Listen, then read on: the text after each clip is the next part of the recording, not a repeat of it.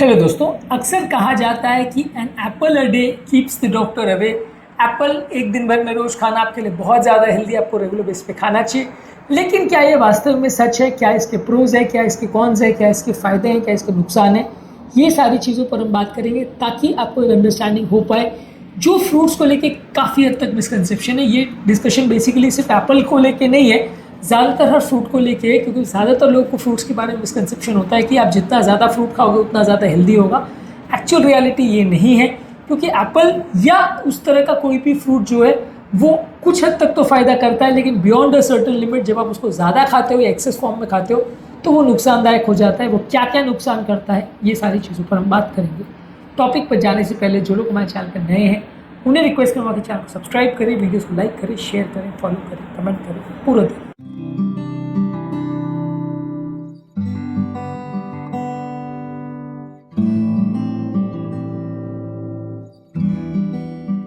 देखिए, Apple comparatively थोड़े कम मीठे फ्रूट्स में आता है, लेकिन उसमें भी फ्रक्टोज हाई मात्रा में होता है और फ्रक्टोज बॉडी को बहुत सारे तरह से नुकसान करता है। ये ऑलरेडी हमने काफ़ी वीडियोस में डिस्कस किया है। एप्पल में फाइबर कंटेंट अच्छा होता है, इसलिए अगर आप एप्पल जूस ले रहे हो तो वो पूरा तरह वेस्ट है, वो तो बहुत ही नुकसान करेगा बॉडी को। लेकिन हाँ, फिर भी अगर आप एप्पल डायरेक्टली ले रहे हो तो फाइबर कंटेंट ज़्यादा होने की वजह से फ्रक्टोज थोड़ा डाइल्यूट हो जाता है और एक बार में आपका ब्लड शुगर लेवल्स बहुत ज़्यादा स्पाइक नहीं करता है, तो ये उतना नुकसानदायक नहीं होता है। लेकिन खासकर हम ज़्यादा मात्रा में जब एप्पल्स लेते हैं या ज़्यादा मात्रा में उनका जूस लेते हैं तो वो और ज़्यादा नुकसानदायक हो जाता है। जितना ज़्यादा बॉडी में फ्रक्टोज जाएगा, खासकर जूस में, क्योंकि जूस में क्या होता है कि 5-6 एप्पल्स को एक बार में आप पी सकते हो, जबकि एप्पल आप खुद से अगर खाने की कोशिश करोगे तो मैक्सिमम 1 या 2 खाओगे, उससे ज़्यादा नहीं खाओगे। लेकिन जब आप उसका जूस पीते हो तो वो कई गुना ज़्यादा कॉन्सेंट्रेटेड फ्रक्टोज होता है। फाइबर कंटेंट आप निकाल देते हो तो जूस में खाली पानी और शुगर और थोड़ा बहुत विटामिन मिनरल्स ही होता है, सिर्फ थोड़ा बहुत सोल्यूबल फाइबर होता है। इनसॉल्युबल फाइबर आप फेंक देते हो तो इससे आपका शुगर लेवल्स बहुत जल्दी बढ़ता है और ये शुगर का जो स्पाइक है वो इंसुलिन रेजिस्टेंस के लिए, डायबिटीज़ के लिए, अल्कोहलिक फैटी लिवर के लिए बहुत ज़्यादा नुकसानदायक है।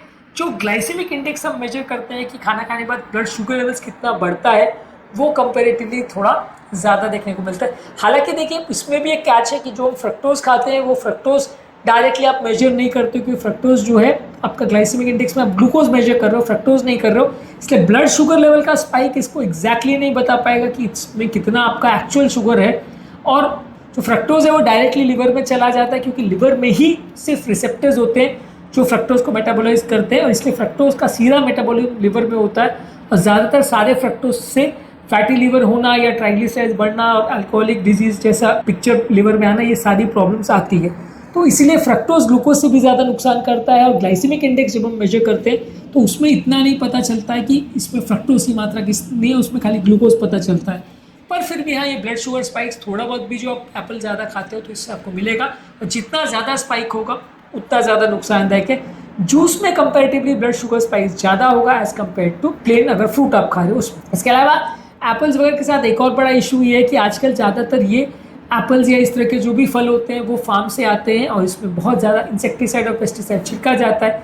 कितना भी आप उसको क्लीन कर लीजिए और कितना भी वॉश कर लीजिए, लेकिन ये सारा रेसिडुअल केमिकल जो उसमें रहता है वो पूरी तरह से वॉश आउट नहीं हो पाता, इसमें थोड़ा बहुत तो रहता ही है और वो बॉडी को नुकसान करता है। जितना ज़्यादा आप इस तरह के प्रोडक्ट्स को खाओगे उतना नुकसानदायक होगा। लेकिन हाँ, इस पर लोग बोलेंगे कि ये तो हर प्रोडक्ट के साथ ऐसा है, हर चीज़ें जो खेतों से आती है सब में इंसेक्टिसाइड और पेस्टिसाइड डलता है। पर ये डेवलपमेंट का एक नेसेसरी डेविल है, ये एक प्रॉब्लम है जो आपको मान के चलना पड़ता है कि ये सारे खाद्य पदार्थों के साथ आता ही है। क्योंकि ज़्यादातर सारे खाद्य पदार्थों को बचाने के लिए और किसानों का थोड़ा उनका बिजनेस प्रॉफिटेबल हो जाए इसके लिए, ये बचाने के लिए उसको ये करना ही पड़ता है। ज़्यादातर कीटाणुओं से बचाने के लिए या अलग अलग तरह के पेस्ट से बचाने के लिए आपको अलग अलग तरह के केमिकल्स आपके फ्रूट्स पर जरूरत नहीं पड़ती, ये सारे आपके जब पेट में जाते हैं तो नुकसान करते हैं।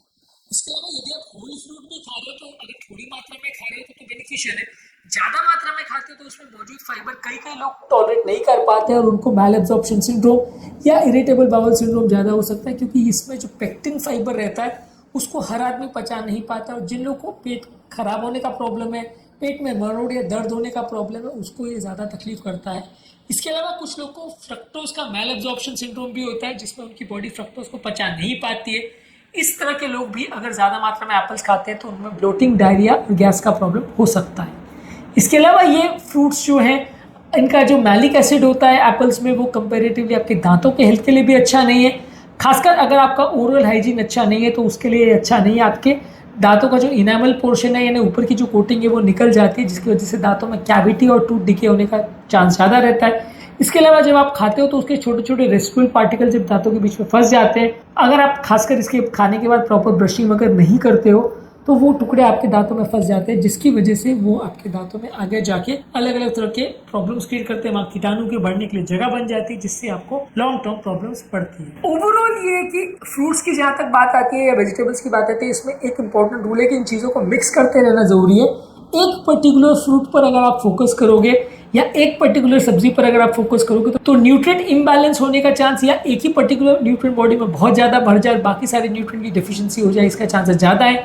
तो ज़्यादातर अगर आप फ्रूट बेस्ड डाइट या सब्जी बेस्ड डाइट भी रखते हैं, भले वो अपने आप में उतना नुकसानदायक ना भी हो, लेकिन अगर एक ही तरह का खाना खाएंगे तो आपको लॉन्ग टर्म प्रॉब्लम ज़्यादा होगी और एक पर्टिकुलर तरह का न्यूट्रिएंट बॉडी में ज़्यादा बढ़ जाएगा। तो इसलिए आपको कोशिश करनी चाहिए कि अलग अलग तरह के फ्रूट्स खाएं, अलग अलग तरह की सब्जी खाएं, रोज अलग अलग तरह के डिशेस खाएं, तो इससे आपको कंपेरेटिवली थोड़ा विटामिन मिनरल्स की मात्रा बेटर मिलेगी और बॉडी का न्यूट्रिएंट माल एब्जॉर्प्शन उतना ज़्यादा नहीं होगा। इसके अलावा कुछ लोगों को अगर फ्रूट से या खासकर एप्पल से एलर्जी हो सकता है। कुछ लोगों को क्रॉस रिएक्टिविटी होता है एप्पल से और बर्च पॉलन से। अगर लोगों को एलर्जिक टेंडेंसी है तो उनको ये नहीं खाना चाहिए। कुछ लोगों को एप्पल पील यानी उसका जो ऊपर का छिलका होता है उससे भी एलर्जी होता है। अगर वो भी आप ज़्यादा मात्रा में खाओगे, यदि आपको एलर्जी है, तो वो आपको नुकसान करेगा या आपको एलर्जिक रिएक्शन ट्रिगर हो सकता है, जो कि बहुत सारी तरह की प्रॉब्लम कर सकता है। इसके अलावा ये भी चीज समझने की जरूरत है, यदि हम फ्रूट बेस्ड डाइट ही ज्यादा रखते हैं तो ये फ्रूट्स में भले हम उसको अगर मान के चले कि कंपेरेटिवली आप अगर खाने के बदले खा रहे हो तो अच्छा है, लेकिन जब आप बहुत ज्यादा खाने लगते हो या बार बार खाने लगते हो तो एक मीडियम साइज एप्पल में लगभग 100 कैलोरी होता है। अगर आप एक बार में 2 या 3 एप्पल खा रहे हो, दिन में कई बार इसको खा रहे हो या इस तरह के फ्रूट्स को बदल बदल के भी खा रहे हो, तो कई बार आपका टोटल कैलोरिक इंटेक बढ़ जाता है और फाइनली वजन बढ़ता है।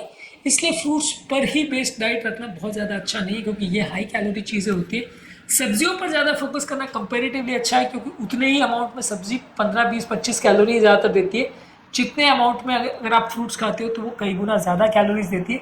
तो इसलिए फ्रूट्स के साथ एक थोड़ा सा इशू ये भी रहता है कि बहुत हाई कैलोरिक डाइट है और ज़्यादा मात्रा में इनको खाने से आपका दिन भर का कैलोरी जो रिक्वायरमेंट है वो एक्सीड हो सकता है, इससे वजन बढ़ सकता है। थोड़ी मात्रा में और यदि खाने के बदले इसको खाया जाए तो आपका वजन कम करने में मदद कर सकता है। ज़्यादा मात्रा में और खाने के साथ में या बार बार इसको अगर खाया जाए, हर 2 घंटे में खाया जाए, तो ये वजन बढ़ा सकता है और आपके लिए काफ़ी हद तक अनहेल्दी होगा। तो इसलिए जो एक जनरल मिसकंसेप्शन है कि एप्पल खाओ और ये आपके लिए हेल्दी है या कोई भी फ्रूट्स खाओ आपके लिए हेल्दी है, उस चीज़ को आज हमने एड्रेस करने का प्रयास किया। हालांकि हमने बात एप्पल पर करी, लेकिन ये बाकी सारे फ्रूट्स पर भी एप्लीकेबल है कि ये सारे फ्रूट्स खाकर किसी एक ही तरह का फ्रूट को अगर हम जब डेली बेसिस पे खाते हैं तो वो बहुत सारे तरह से बॉडी को नुकसान करता है और कुछ खास फायदा नहीं करता है। अलग अलग फलों को और अलग अलग सब्जियों को मिक्स करके खाते हैं और खासकर होल फ्रूट या होल वेजिटेबल खाते हैं उसके जूस के बदले, तो वो कंपैरेटिवली ज़्यादा हेल्दी और ज़्यादा बेटर है।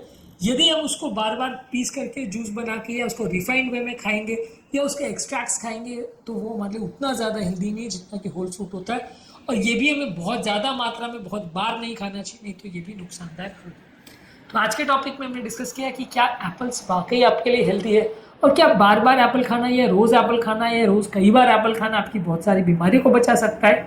सच्चाई ये है कि ये खाली एक कोटेशन है और उसमें ज़्यादा कुछ सच्चाई नहीं है। इसमें एक्चुअल रियलिटी ये है कि ये अच्छा फ्रूट है, यदि एक आध बार आप खाओ या महीने में 5-10 बार इसको खाओ तो डेफिनेटली आपको कुछ फ़ायदा करेगा। लेकिन आप जब इसको रोज़ खाते हो और बार बार खाते हो और बहुत ज़्यादा मात्रा में सिर्फ यही फ्रूट खाते हो तो नुकसानदायक है। और ये कंसर्न ज़्यादातर बहुत सारे फ्रूट्स के साथ एप्लीकेबल है जब आप 1 या 2 तरह के ही फ्रूट्स को कंटिन्यूसली खाते रहते हैं। उम्मीद करूँगा कि आज के टॉपिक में कुछ नई बातें जानने को मिली हुई, एक नया सोचने का नज़रिया डेवलप हुआ होगा।